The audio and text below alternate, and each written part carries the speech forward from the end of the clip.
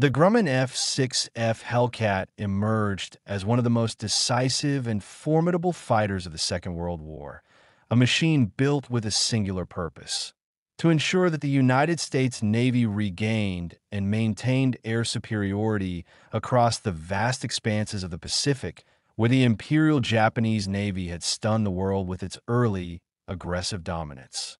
Designed to counter and surpass the legendary Mitsubishi A6M0, the Hellcat became not merely a response, but a masterpiece of wartime engineering that reversed the balance of power in the skies. Although conceived as a relatively conservative design, the F6F Hellcat combined ruggedness, firepower, range, climb performance, and pilot-friendly handling in a way that made it a lethal adversary.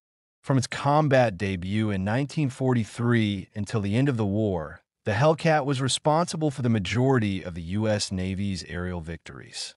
It achieved an astonishing kill ratio of roughly 19-1 against Japanese aircraft, a figure so dominant that Japanese veterans often recalled it as the moment when the tide turned against them irreversibly. The fear it inspired among Japanese aviators was not rooted in propaganda, but in the sharp shock of encountering an opponent that neutralized their strengths, exploited their weaknesses, and systematically dismantled their air power. The origins of the Hellcat stretch back to the early confrontations between American and Japanese fighters during the opening months of the Pacific War. American pilots flying the F-4F Wildcat discovered quickly that their aircraft could not match the Zero in terms of maneuverability, climb, or acceleration, forcing them to rely on tactics that maximized the Wildcat's durability and controlled engagements through the so-called boom and zoom method.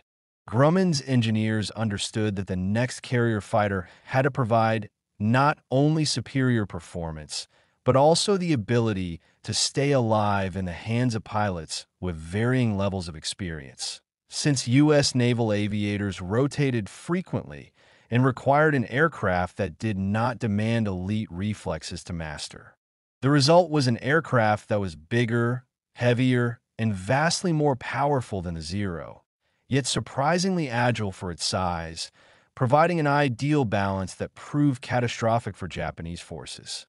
One reason Japanese pilots feared the Hellcat was that it removed their tactical comfort zone. The Zero's unmatched maneuverability had previously allowed Japanese pilots to dictate combat terms, turning dogfights into tight-turning battles where the Zero excelled. The Hellcat, however, refused to cooperate with the Zero's strengths. Its superior roll rate and high-speed stability made it deadly in diving attacks, and its powerful Pratt & Whitney R2800 double Wasp radial engine allowed it to out-accelerate and out-climb Japanese fighters at high altitudes. More importantly, the Hellcat was durable, astonishingly so. Japanese pilots were shocked that bursts of machine gun fire, which would have shredded lighter American aircraft earlier in the war, often failed to bring the Hellcat down.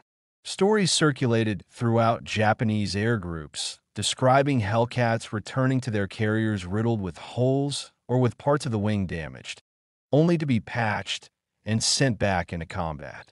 This level of toughness was demoralizing for pilots accustomed to the lightweight construction of their own aircraft, which emphasized maneuverability at the expense of protection.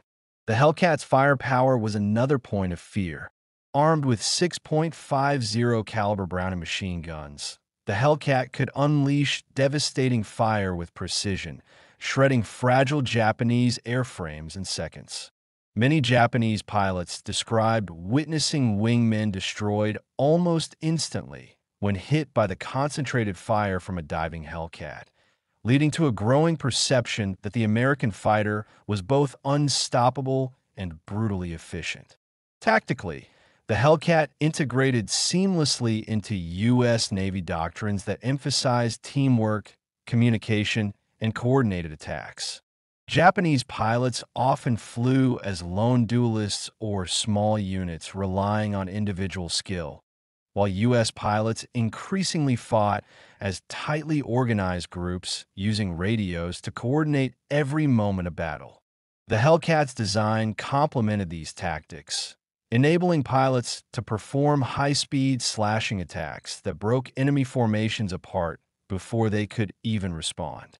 As Hellcats flooded the Pacific theater, Japanese aviators began to feel overwhelmed, describing the aircraft as appearing suddenly from high altitude, diving with tremendous speed, firing a short burst that tore through aircraft and disappearing before they could maneuver effectively. The Hellcat became a symbol of American industrial might. Japan, facing shortages of materials, fuel, and veteran pilots, could not field an equivalent successor to the Zero in meaningful numbers. Meanwhile, the United States produced Hellcats by the thousands, equipping not only frontline carriers but also escort carriers that spread American air power across the Pacific like never before. The psychological effect of this dominance was immense. Japanese pilots began encountering Hellcats in every major battle, from the Gilbert and Marshall Islands to the Marianas, the Philippines, and finally the waters near Japan itself.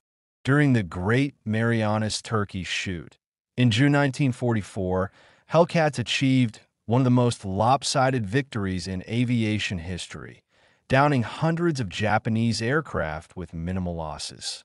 Surviving Japanese pilots later recounted the horror of diving into battle only to be engulfed by swarms of Hellcats, describing them as walls of steel and fire that no tactic could penetrate. Another reason for the Hellcat's fear factor was the rapid decline of Japanese pilot quality. By 1943, Japan had lost many of its elite aviators, while American training programs expanded dramatically. The Hellcat, designed for ease of handling, allowed even relatively inexperienced pilots to quickly become effective in combat. Japanese pilots facing Hellcats often encountered opponents confident enough to push aggressive tactics, supported by radar control, carrier-based coordination, and increasingly overwhelming numerical superiority. The Hellcat's cockpit visibility, heavy armor, and stable flight characteristics made pilots feel protected, enabling them to take calculated risks that Japanese pilots could not. This disparity contributed to an aura of inevitability in Hellcat engagements. If you encountered one, your chances of survival were slim.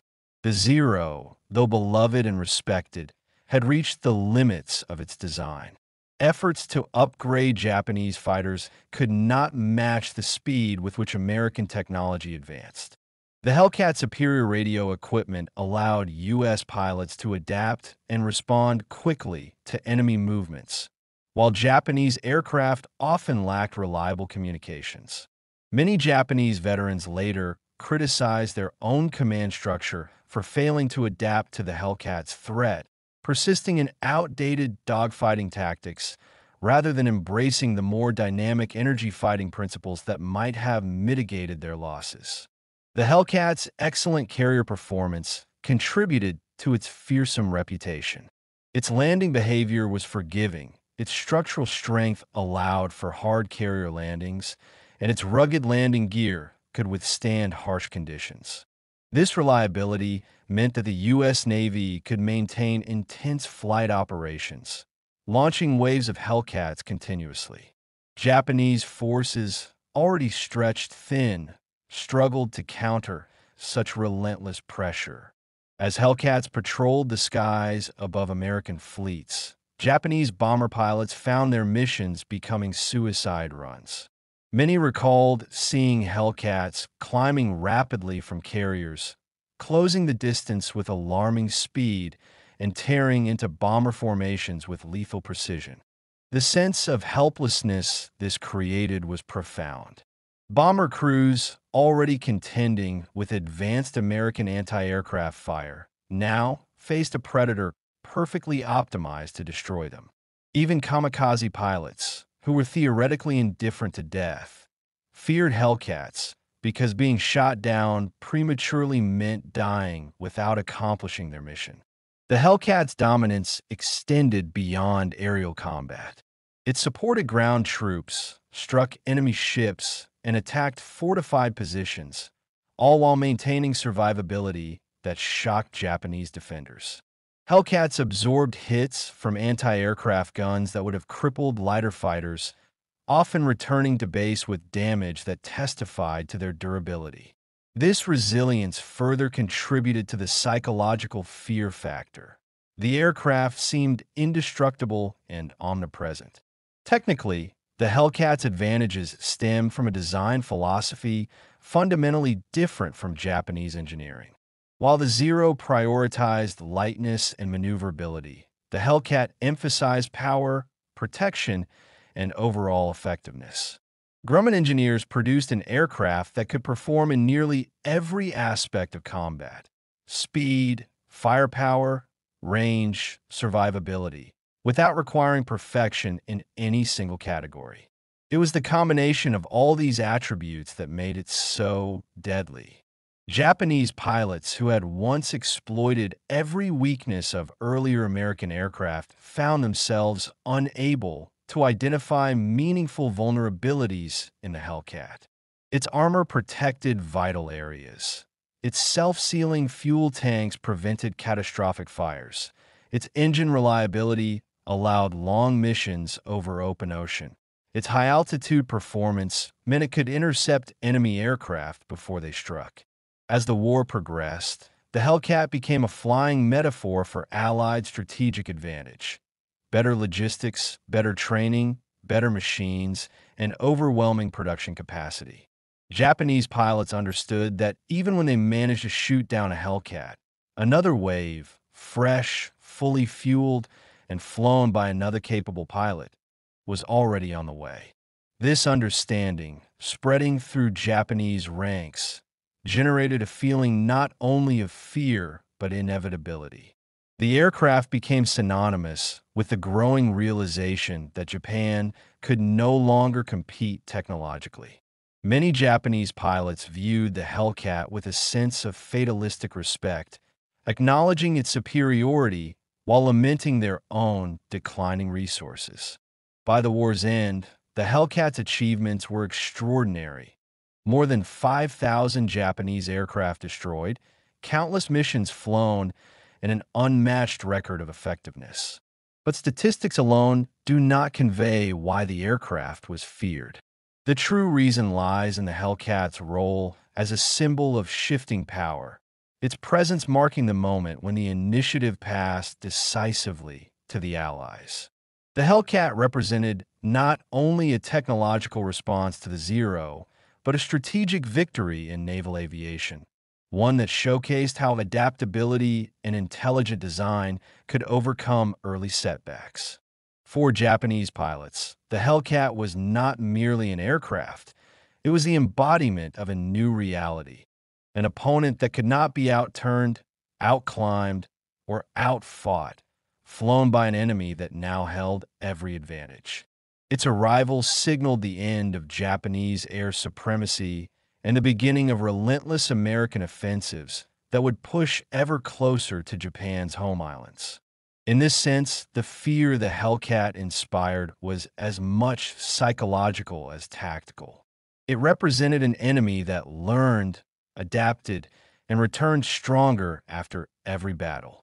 The Hellcat showed that Japan's early war dominance had been built on fragile foundations, and once confronted by a superior machine and an equally determined pilot corps, that dominance crumbled.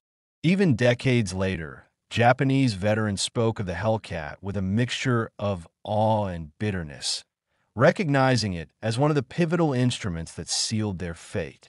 The Hellcat's legacy endures today in its reputation as one of the most effective fighters in history, a machine that changed the course of a war not through revolutionary design, but through the intelligent refinement of proven principles.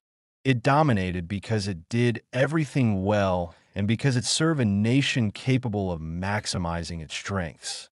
Ultimately, Japanese forces feared the Hellcat because it was the visible manifestation of Allied momentum, a relentless force that symbolized inevitability.